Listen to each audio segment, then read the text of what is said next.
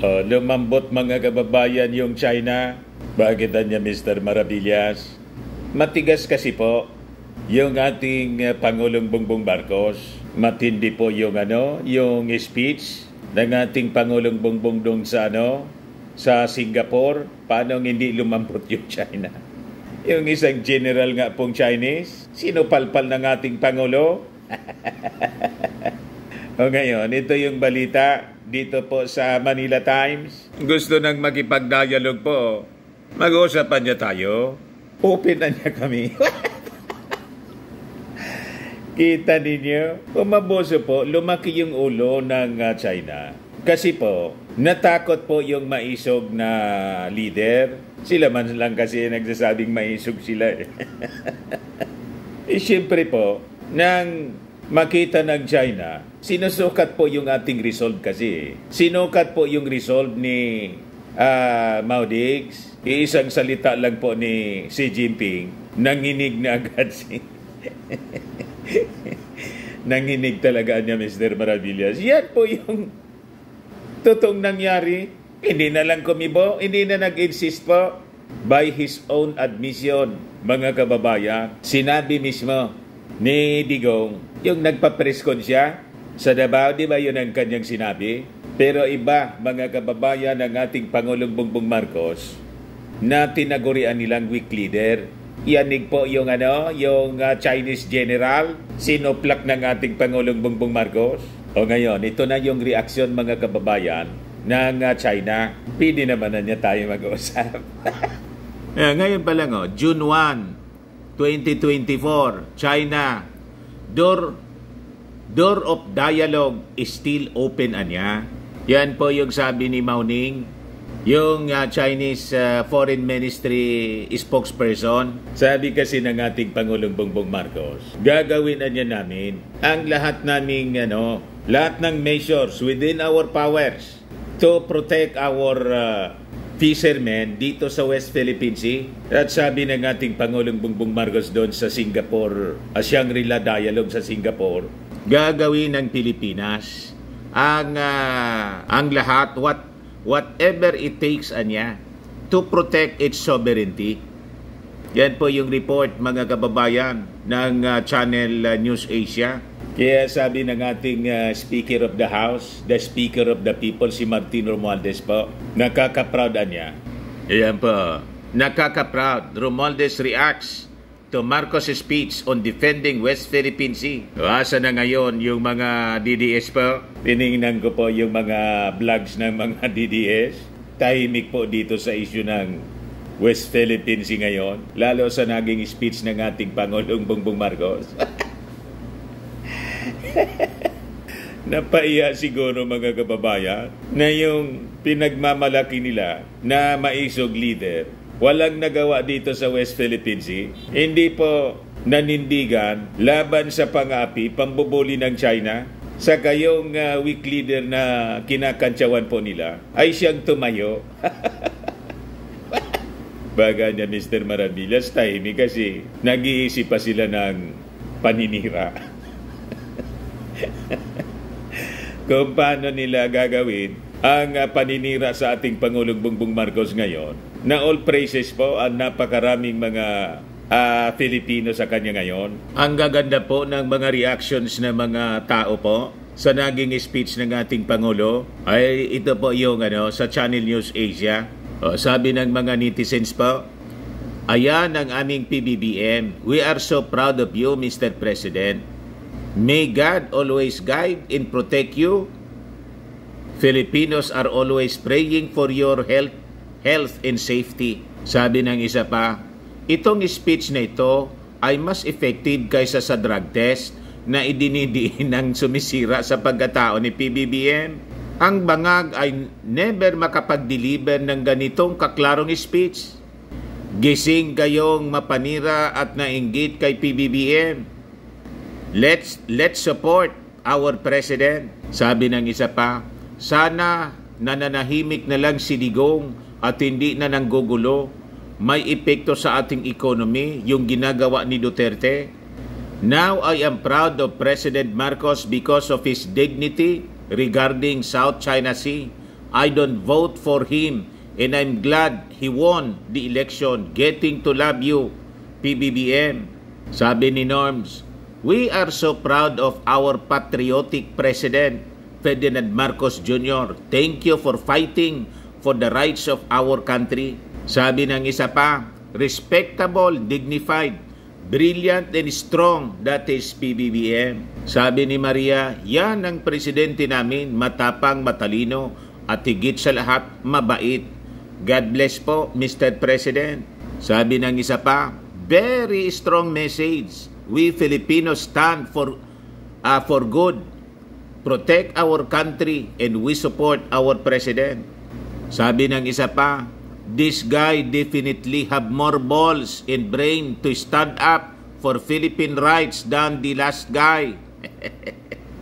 Kita ninyo mga kababayan, nagising na yung mga hindi bumoto sa ating Pangulong Bongbong Marcos, na proud na sila. So tama lang itong sinabi po ni Martin Romualdez, the Speaker of the People. Sabi niya po, nakaka-proud. Saludo siya. File photo man lang po yon. Pero kasama yung ating Speaker of the People, mga kababayan, si Martin Romualdez, kasama ng ating Pangulo doon kasi lagi man pong kasama. Sabi po ni Martin, yung speech niya ng ating Pangulo sa Shangri-La Dialogue is a testament to his strong leadership and his unwavering commitment to protecting our national sovereignty. Dapat niya, bawat isa sa atin should be proud of our President who has shown the world that we are resolute in defending our territory while advocating for peace and diplomacy. Yan ang totoo pong maisog, mga kababayan. Hindi nagpapasindak sa tulad po ni Xi Jinping. So sabi po ni Martin, the President's reiteration of our legal and moral standing on the West Philippine Sea issue is a powerful message to the international community. It shows that our claims are based on international law, not on mere assertions. Our President niya has made it clear that the life-giving waters nitong WPS are integral to our national identity and sovereignty. We will never allow anyone to detach it from our maritime domain. Yan mismo yung statement ng ating Pangulong Bongbong Marcos. Kaya nagpalakpakan po yung mga tao doon. While we are determined to protect our territory, we also recognize the importance of peaceful resolution of disputes. This balanced approach demonstrates our commitment to regional and global peace, sabi pa ni Romualdez. Ganon, pero po si Maudig, tubig lang anya naman. Tubig lang naman anya yan. Ganon, binaliwala mga kababayan. Yung buong Pilipinas gusto nang pwede na niya ninyong gawin kaming province. Tuwang-tuwa yung ambassador po nagsabihin nyo ni Maudig. Ayan po yung matigas na na statement ng ating Pangulong Bongbong Marcos.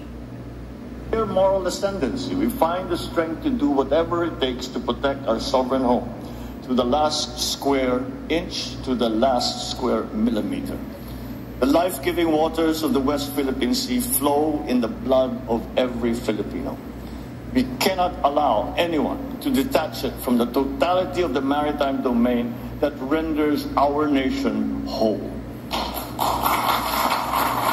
Talakpakan po yung mga tao doon. Sabi ng ating Pangulong Bongbong Marcos, we will never allow anyone to detach it from our maritime domain. Not a square inch or a millimeter ng West Philippine Sea. Ang ayaan natin, sabi ng ating Pangulong Bongbong Marcos, na kamkamin ng sino man, referring to China po. So sabi po ni Speaker Martin, Marcos keynote address niya titled 7 Realities and 3 Constants. Addressing the regional security challenges facing Indo-Pacific, emphasized the Philippines' unwavering commitment to peace, sovereignty, in the rule of law. The President delivered a clear, compelling, and rational articulation of our country's legal and geopolitical position, particularly in the West Philippine Sea. As such, I expect more members of the international community to join the growing chorus calling for observance of the rule of law and diplomacy for dispute resolution, sabi po ni Martin. He commended Marcos for his resolute stance upholding international law, particularly the 1982 United Nations Convention on the Law of the Sea or UNCLOS, at saka yung 2016 Arbitral Award that invalidated Beijing's expansive claim in the South China Sea, kung saan nandyan yung West Philippine Sea natin. So malinaw niya yung naging mensahe ng ating Pangulo. The integrity of our maritime zones in our sovereignty must be respected. This is not only a legal right but a moral imperative. By adhering to international law, we can ensure that the West Philippine Sea remains a sea of peace, stability, and prosperity. Sabi po ni Martin Romualdez. Napakaganda po ng paka-articulate ng ating Pangulong Bongbong sa kanyang mensahe sa Shangri-La Dialogue po sa Singapore. Binasag niya dito po yung mga sinasabi ng China. We sought to uphold and preserve the integrity of our country's physical unity through international law. Together with others, we put forward the Archipelagic Doctrine, which regards all archipelagic states as a single unit and connecting their islands irrespective of their breadth and dimension, forming part of their internal waters. This doctrine has since been enshrined in the 1982 United Nations Convention on the Law of the Sea, or the UNCLOS. The same convention also clarified the limits of each state's maritime zones and defined the extent with which they could exercise sovereignty, their sovereign rights, and jurisdiction over those zones. Accordingly, we have made a conscious effort to align our definition of our territory and our maritime zones with what international law recognizes. This has been inscribed in Article 1 of our Constitution. As Senator, I was proud to co-sponsor our Archipelagic Baselines Law, which defines the basis of our maritime jurisdictions. As President, I look forward to signing our Maritime Zones Law, which will clarify the geographic extent of our maritime domain. Our efforts stand in stark contrast to assertive actions that aim to propagate excessive and baseless claims through force, intimidation, and deception. In the West Philippine Sea, we are on the front lines to assert the integrity of the UNCLOS as a constitution of the oceans. We have defined our territory and maritime zones in a manner befitting a responsible and law-abiding member of the international community. We have submitted our assertions to rigorous legal scrutiny by the world's leading jurists. So the lines that we draw in our waters are not derived from just our imagination, but from international law. We have on our side the 1982 UNCLOS and the binding 2016 Arbitral Award, which affirms what is ours by legal right. In this solid footing and through our clear moral ascendancy, we find the strength to do whatever it takes to protect our sovereign home, to the last square inch, to the last square millimeter. So, ipaglalaban ng ating Pangulong Bongbong Marcos ang West Philippine Sea to the last square inch, to the last square millimeter po, kasi hindi po anya ito produkto lang ng aming imagination, tulad ng imagination po ni Xi Jinping.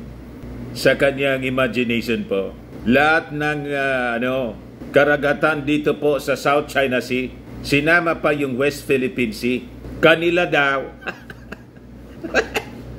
Inubos na lang po, claim na po lahat, wala nang gustong itira po sa atin. Kaya ngayon, mga kababayan, tuloy-tuloy yung mga ginagawang engagement ng ating mga officials para palakasin yung ating defense. Ito po yung sabi ng ating Defense Secretary Gibo Teodoro, sabi dyan sa balita, Philippines eyes stronger defense ties with North America, Europe, Asia Pacific nations. So ito ay hindi po pumasok sa isipan ni Mau Diggs. Kasi po, ang mindset niya, pang mayor, ano kaya niya, Mr. Maravillas, kung si Inday ang maging Pangulo? Iwan ko lang po, baka mga mote sa ganong uri ng forum po, dito nga po, during the election, iniiwasan ni Inday yung presidential debate.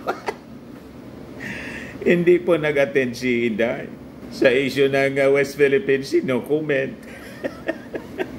Pag nagmensahe po, laging nagbabasa. Paano na kung may interview po? Tulad nung Shangri-La Dialogue na may open forum po, may mga questions galing sa mga journalist.